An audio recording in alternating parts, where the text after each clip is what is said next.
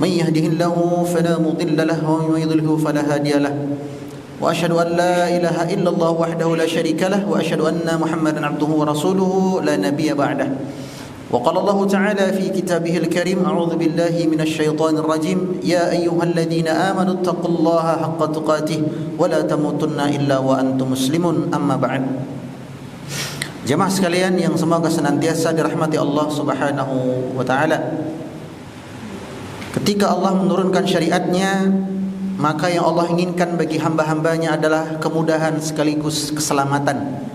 Dan ini termasuk di antara tujuan pokok diturunkannya syariat kepada manusia, untuk kemudahan dan keselamatan. Dan ini berlaku pada semua aspek syariat, termasuk syariat ibadah. Maka ketika Allah turunkan syariat ibadah, pasti itu yang termudah dan yang paling selamat. Salah satu contohnya adalah doa. Doa adalah ibadah yang paling mudah dan bisa membantu menyelamatkan seseorang dalam perkara dunia dan akhiratnya sekaligus.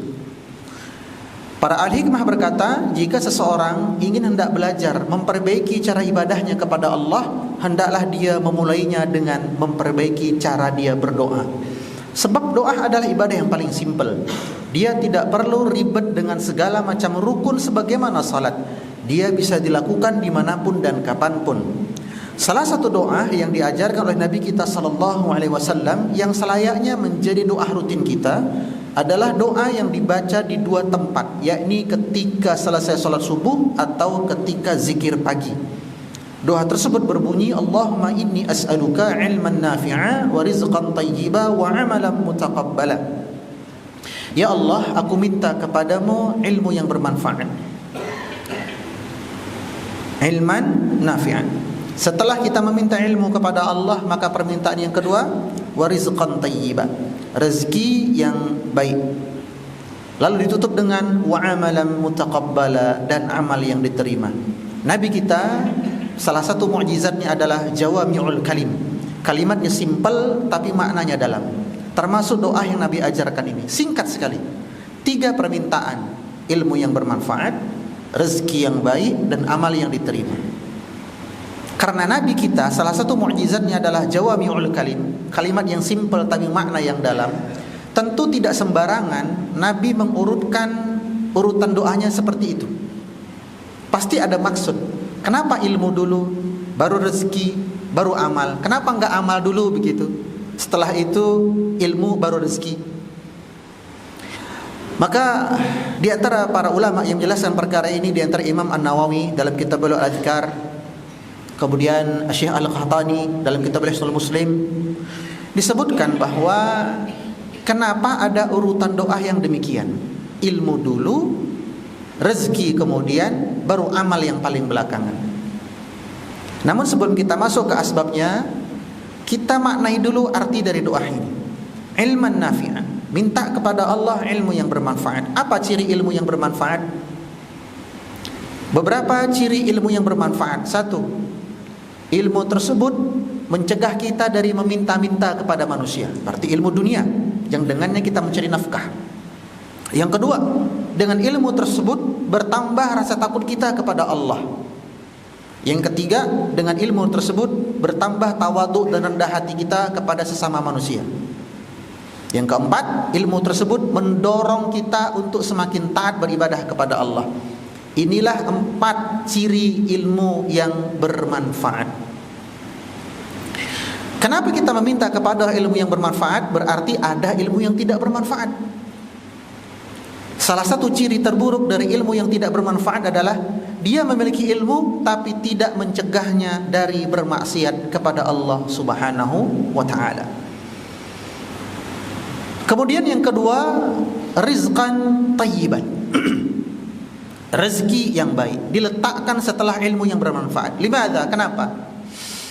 Karena jawabannya, tidak mungkin seseorang bisa mencari rezeki dengan cara yang halal, yang baik, kecuali dia sudah punya backup berupa ilmu yang bermanfaat.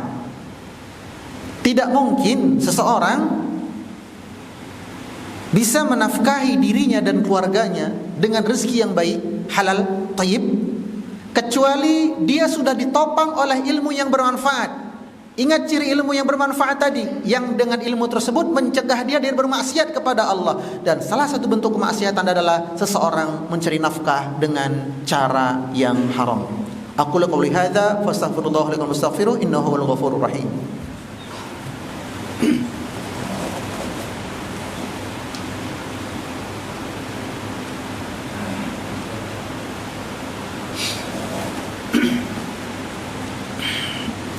Alhamdulillah hamdan katsiran tayyiban mubarakan fih kama yuhibbu rabbuna wa yarda wa asyhadu an la ilaha illallah wahdahu la syarikalah wa anna Muhammadan abduhu wa rasuluhu la nabiyya ba'dah. Jamaah sekalian kami muliakan, penggalan terakhir dari doa tadi adalah wa amalan mutaqabbala, ilmu yang bermanfaat, amal yang diterima, mohon maaf, wa amalan mutaqabbala, amal yang diterima.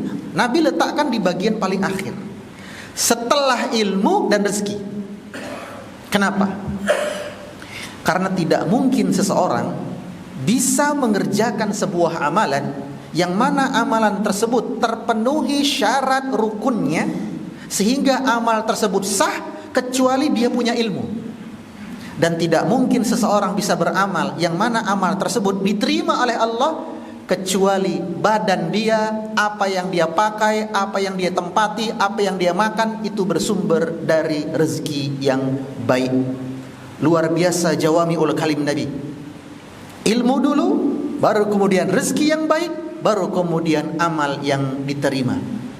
Makanya Nabi SAW pernah bertanya kepada para sahabat, bagaimana menurut kalian jika ada seorang laki-laki, dia safar, pakaiannya kusut masai, dia berdoa di masjid, menghadap kiblat, duduk, mengangkat tangan, doa, memelas, mengulang-ulang doanya kepada Allah.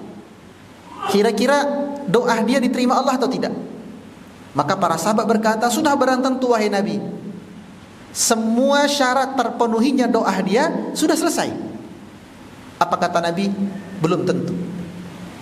Kenapa? Karena apa yang dia makan dari rezeki yang haram.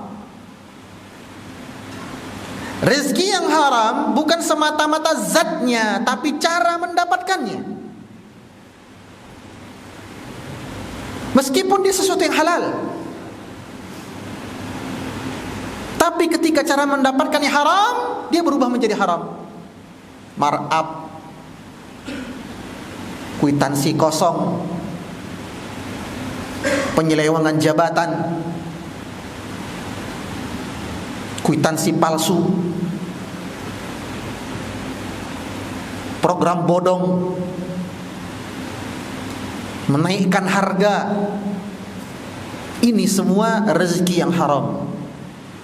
Meskipun dia bekerja di tempat yang halal, tapi karena cara mendapatkannya haram, maka rezekinya haram.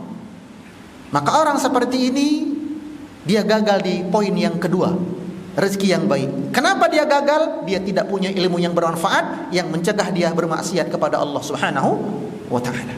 Dan ingat wahai para ayah, wahai para suami, kita ditugaskan oleh Allah menafkahi anak dan istri kita.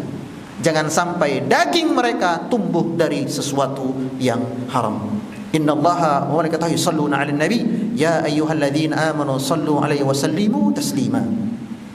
Allahumma ighfir lil muslimina wal muslimat wal mu'minina wal mu'minat al ahya'i minhum wal amwat bi rahmatika ya arhamar rahimin. Allahumma ighfir lana dhunubana wa liwalidayna warhamhuma ya Allah kama rabbayana shighara.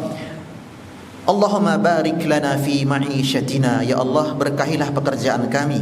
Allahumma barik lana fi ahlina, ya Allah berkahilah keluarga kami.